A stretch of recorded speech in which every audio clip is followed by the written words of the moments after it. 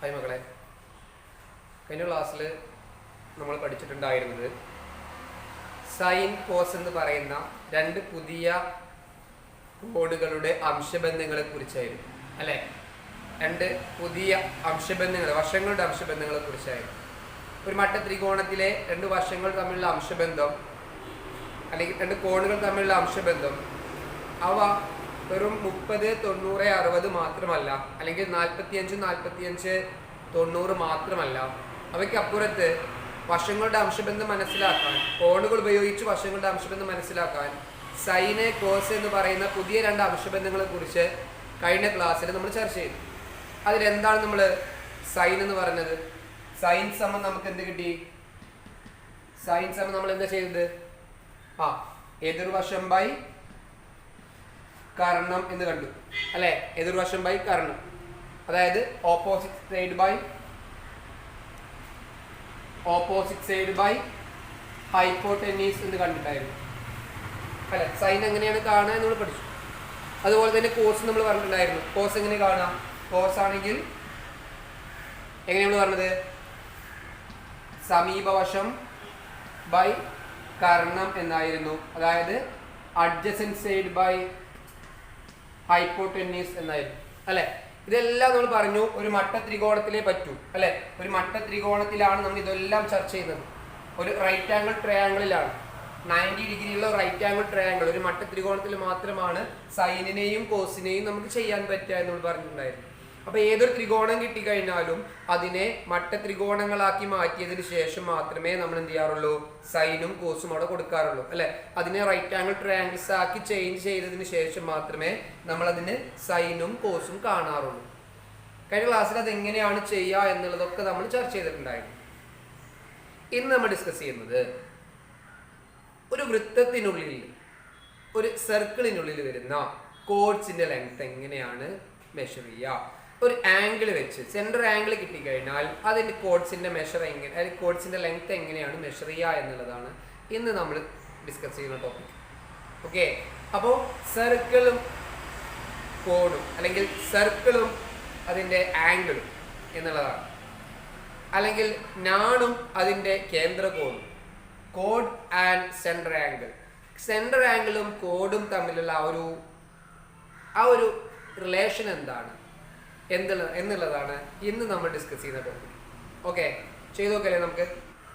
അപ്പോൾ സർക്കിൾസ് എന്നുള്ള ഒരു മെത്തേഡ് വെച്ച്, അല്ലെങ്കിൽ സർക്കിൾസ് എന്ന് പറയുന്ന ഒരു പോയിന്റ് വെച്ച് ആ സർക്കിൾസിനുള്ളിലെ കോഡ് ലെങ്ത് എങ്ങനെയാണ്, അതിൻ്റെ കോഡ്സിൻ്റെ ലെങ്ത് അല്ലെങ്കിൽ അതിൻ്റെ നാണിൻ്റെ നീളം എങ്ങനെയാണ് നമ്മൾ ഈ സൈൻ ഉപയോഗിച്ച് കാണുക അല്ലെങ്കിൽ കോസ് ഉപയോഗിച്ച് കാണുക എന്നുള്ളതാണ് ഇന്ന് നമ്മൾ ഡിസ്കസ് ചെയ്യുന്നത്. അപ്പോൾ ഒന്ന് ചെക്ക് ചെയ്യാം. ഇതൊരു സർക്കിളാണ്. ഇവിടെ ഒരു കോഡ് ലെങ്ത്, ഒരു നാൺ അല്ലെങ്കിൽ കോഡ് ഞാൻ വരച്ചിട്ടുണ്ട്. അതിനിങ്ങനെ ഒരു ലെങ്ത് കൊടുത്തിട്ടുണ്ട്. ഈ ആംഗിൾ ഞാൻ എ എന്ന് കൊടുത്താൽ, ഈ ആംഗിൾ ഞാൻ എ എന്ന് കൊടുത്തിട്ടുണ്ട്. സെൻട്രൽ ആംഗിൾ ആണല്ലോ, അപ്പൊ എ എന്ന് കൊടുത്തിട്ടുണ്ട്. സോ ഞാൻ ചോദിക്കട്ടെ, ഇതേ കോഡിൽ നമ്മൾ, ഇത് സെൻട്രൽ ആംഗിൾ ആണ്, ഇതിന്റെ അതർ ആർക്കിലേക്ക് വരയ്ക്കുന്ന ലെങ്ത് എത്രയായിരിക്കും? ആംഗിൾ എത്രയായിരിക്കും? ഈ ആംഗിൾ എത്ര നമുക്ക് കിട്ടുക? ഇത് സെൻട്രൽ ആംഗിൾ ആണെങ്കിൽ ഇതിന് നേരെ ഹാഫ് ആയിരിക്കും ഇവിടെ വരുന്ന ആംഗിൾ അല്ലെ. ഈ ആംഗിളിന്റെ നേരെ ഹാഫ് ആയിരിക്കും ഇവിടെ വരുന്ന ആംഗിൾ. ഇവിടെ എ ആണെങ്കിൽ ഈ ആംഗിൾ നമുക്ക് പറയാം a/2 ആയിരിക്കും. എന്തായിരിക്കും? a/2 ആയിരിക്കും. പറഞ്ഞൂടെ? ഈ ഇതെന്തായിരിക്കും? a/2 ആയിരിക്കും. കാരണം എന്റെ നേരെ ഹാഫ് ആണ് വരിക. സെയിം കോഡാണ്, സെയിം ഒരേ നാണാണ്. ഒരേ നാണിൽ മറുചാപത്തിൽ ഉണ്ടാക്കുന്ന കോഡുകൾ എന്തായിരിക്കും? കേന്ദ്ര കോണിന്റെ നേർപകുതി ആയിരിക്കും. മറുചാപത്തിൽ ഉണ്ടാക്കുന്ന കോണുകൾ കേന്ദ്രകോണിന്റെ നേർപകുതിയായിരിക്കും. അതായത് അതർ ആർക്കിൽ ഉണ്ടാക്കുന്ന എല്ലാ ആംഗിൾസും എന്തായിരിക്കും? എന്റെ നേരെ ഹാഫ് ആയിരിക്കും. ഇനി നിങ്ങൾ ഇവിടുന്ന് ഇങ്ങോട്ട് വരച്ചാലും നമ്മൾ എന്ത് ചെയ്യാണ്? നമുക്ക് a/2 തന്നെ കിട്ടുക, നേരെ ഹാഫ് ആണ് കിട്ടുക. ഇത് നമ്മൾ സർക്കിൾസ് എന്ന് പറയുന്ന ചാപ്റ്ററിൽ പഠിക്കുന്നുണ്ട്. ഓക്കെ, ദെൻ അങ്ങനെയാണെന്നുണ്ടെങ്കിൽ ഇത് നമുക്കൊരു റൈറ്റ് ആംഗിൾ ആണെന്ന് പറയാൻ പറ്റുമോ? ഈ ആംഗിൾ എ റൈറ്റ് ആംഗിൾ ആണെന്ന് പറയാൻ പറ്റുമോ? ഒരിക്കലും ഇല്ല, ഇല്ലല്ലോ. പക്ഷേ ഇതിനെ നമുക്കൊരു റൈറ്റ് ആംഗിൾ ആക്കി മാറ്റാം. എങ്ങനെയാ? ഇതിന് സെൻറ്ററിലേക്കൊരു കണക്ഷൻ കൊടുത്തു കഴിഞ്ഞാൽ ഇതൊരു റൈറ്റ് ആംഗിൾ ആയില്ലേ?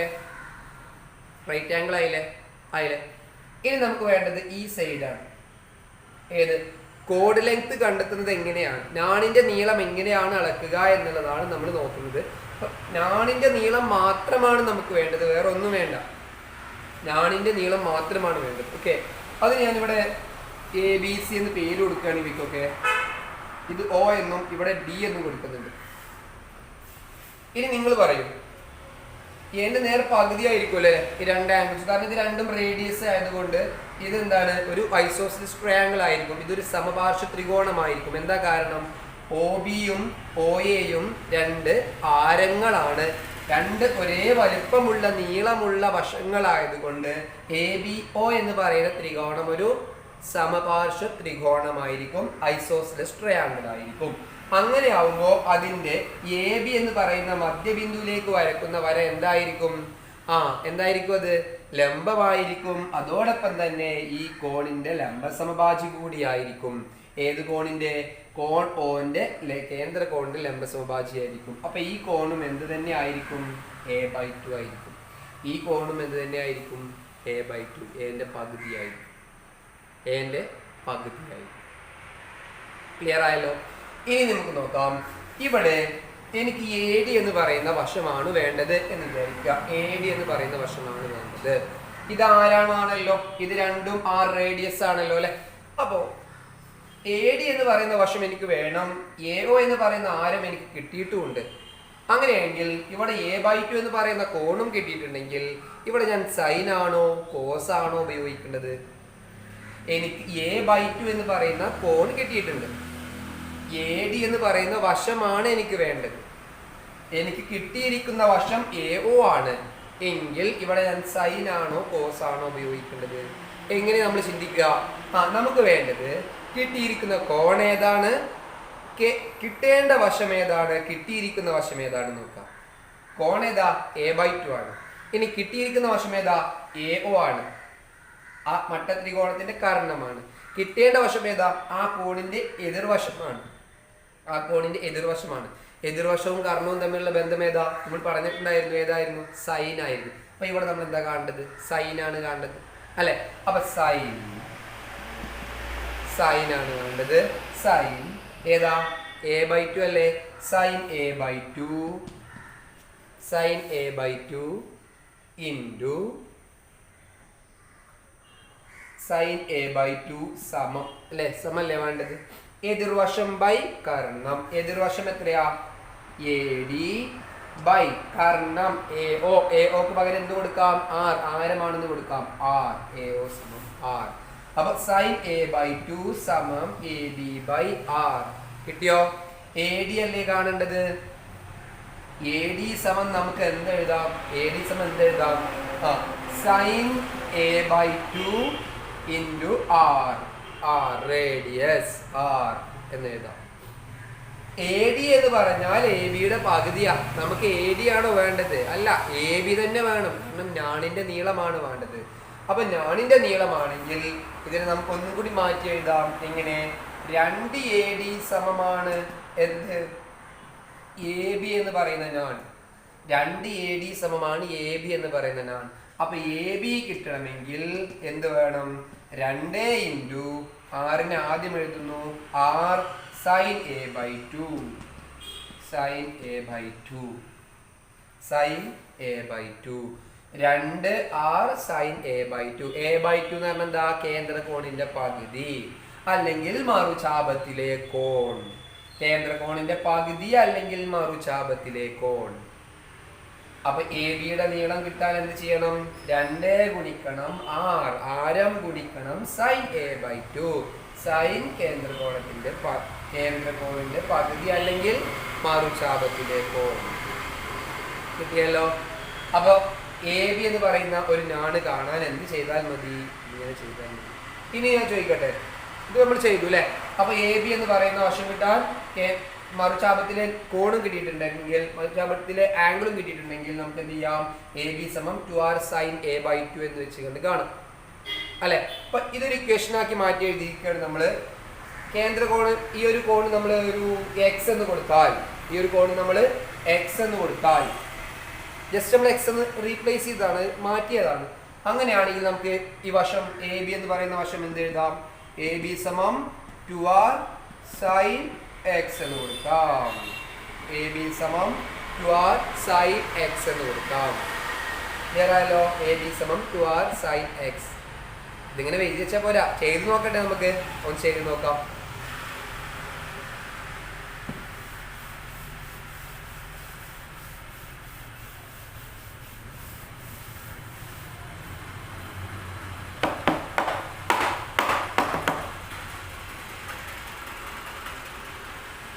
ഒന്ന് ചെയ്ത് നോക്കാം അല്ലേ? ഒരു കോഡ് കിട്ടുകയാണെങ്കിൽ, ഒരു ഇത് കിട്ടുകയാണെങ്കിൽ എങ്ങനെയാണ് ചെയ്യാന്ന് ചെയ്ത് നോക്കാം.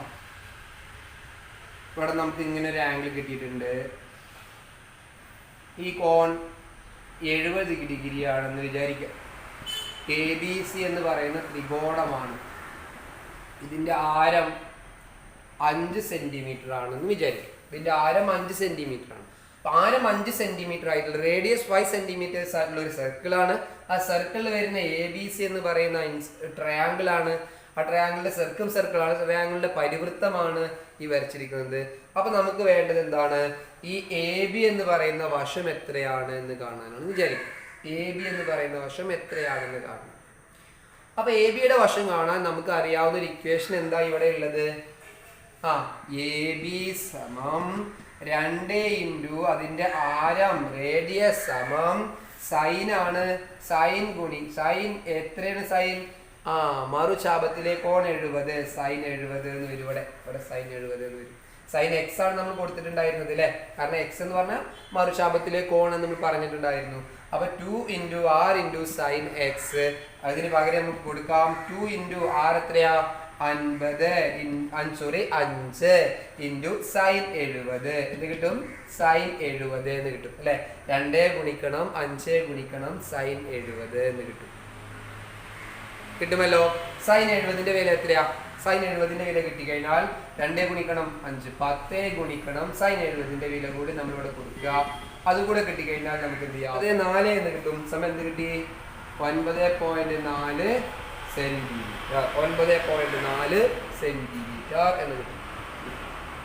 ചെയ്ത് മനസ്സിലായില്ലേ? ഈ ഒരു മെത്തേഡാണ് ഇന്ന് നമ്മൾ പഠിക്കുന്നത്. സെറ്റാണല്ലോ. ഇനി ഇതിൽ വരുന്ന കുറച്ച് ക്വസ്റ്റ്യൻസ് ഒന്ന് വർക്കൗട്ട് ചെയ്തോ. ഒന്നാമത്തെ ചോദ്യം ഇങ്ങനെയാണ്.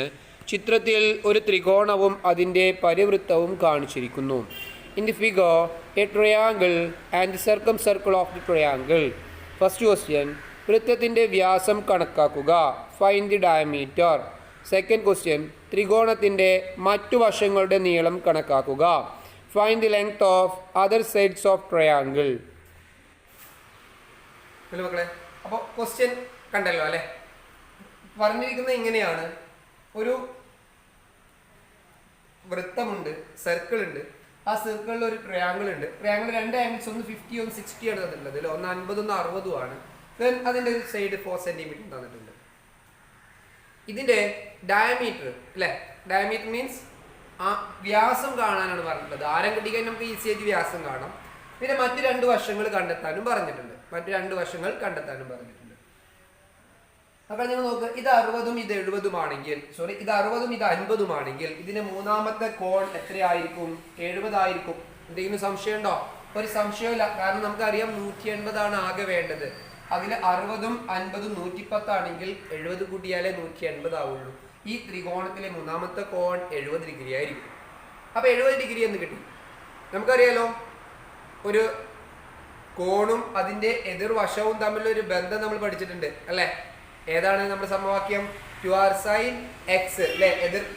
അല്ലെങ്കിൽ പിന്നെ എതിരാരത്തിൽ അല്ലെങ്കിൽ എതിർ ചാപത്തിലെ കോൺ നമ്മൾ പഠിച്ചിട്ടുണ്ട്. എതിർ ചാപത്തിലെ അതർ ആംഗിൾ, അതർ ആർക്കിലെ ആംഗിൾ എന്ന് പഠിച്ചിട്ടുണ്ട്. അപ്പോൾ ഇവിടെ ആ ഒരു ഇക്വേഷൻ വെച്ചിട്ട് നമുക്ക് ചെയ്യാമല്ലോ. എങ്ങനെ ചെയ്യാം? 2r sin 70 equal to 4 centimetre എന്ന് കൊടുത്തൂടെ? 2r sin 70 equal to 4 centimetre അല്ലേ? ഇങ്ങനെ വെച്ച് നമുക്ക് ഇതിന്റെ റേഡിയസ് കണ്ടെത്താം, ആരം കണ്ടെത്താം. എങ്ങനെ നോക്കാം?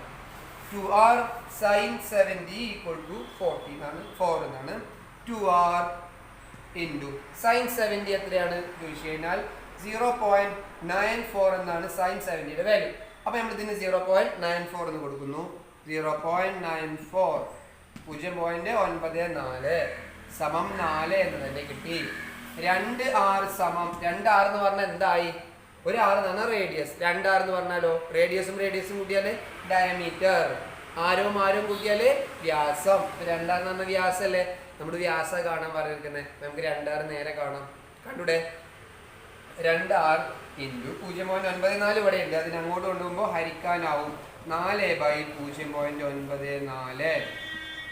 0 ആയതുകൊണ്ട് അതെന്താണ്? ദശാംശ രൂപ, ഡെസിമൽ ഫോം ആണ്. അപ്പോൾ അതിനെ നോർമൽ നമ്പേഴ്സിലേക്ക് മാറ്റി ഇൻറ്റു 100 അപ്പറിലും ലോവറിലും ചെയ്യാം.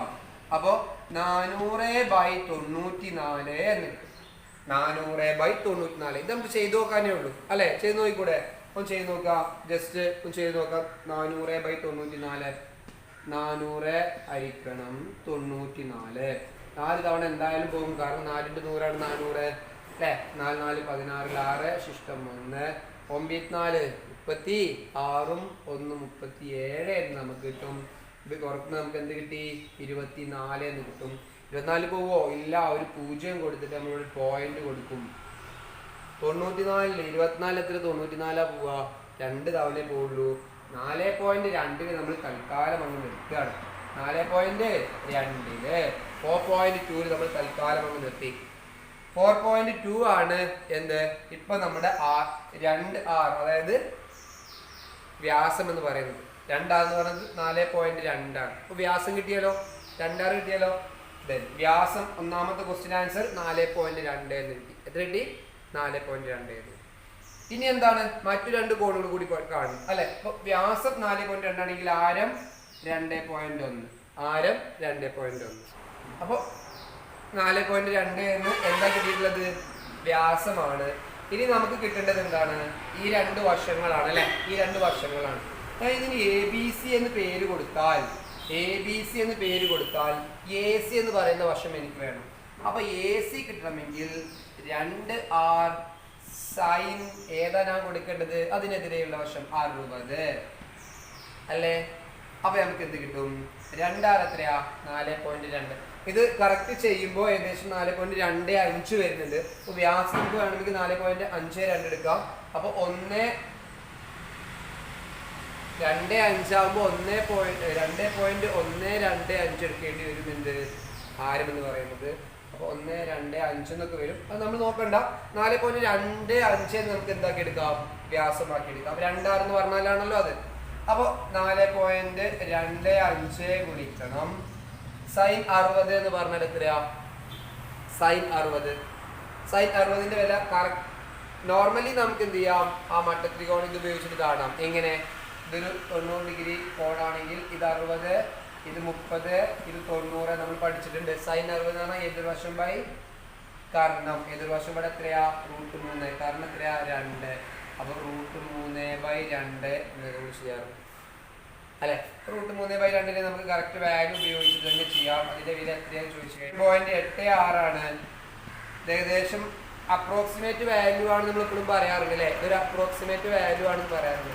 അങ്ങനെ അപ്രോക്സിമേറ്റ് വാല്യൂ ആയതുകൊണ്ട് തന്നെ 4.25 എന്ന് പറയുന്നത് എന്താണ്? ഇത് നമുക്ക് ഗുണിച്ചു കഴിഞ്ഞാൽ 3.